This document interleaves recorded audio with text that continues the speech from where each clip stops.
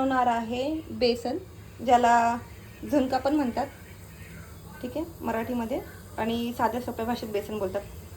तर मी पहिले टाकलं आहे जिरं, थोडी मोहरीची टाकते आता मस्तपैकी, आणि टाकणारे पहिले लसणाची फोडणी असते ना, फोडणी असली की एकदम छान असं बेसन छान लागतं. ठीक आहे.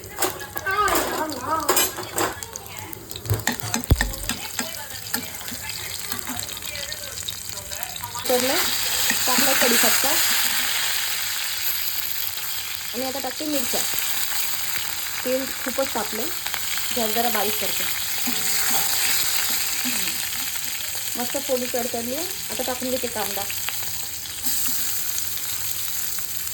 काय झालं, आता मी याच्यात टाकून घेते थोडीशी हळद. ना जास्त नाही टाकायची, थोडीशी टाकली. ठीक आहे. मी हळद टाकून घेतली. मीठ आपण शेवटी टाकणार आहोत.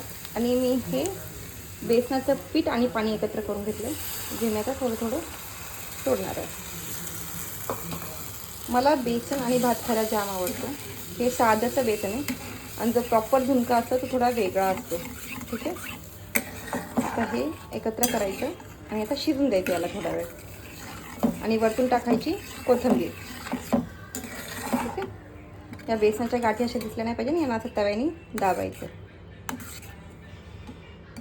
आणि थोडंसं मीठ. मी जास्त मीठ टाकत नाही, तुम्हाला सगळ्यांना माहिती आहे माझ्या हाताला मीठ कमीच लागतं.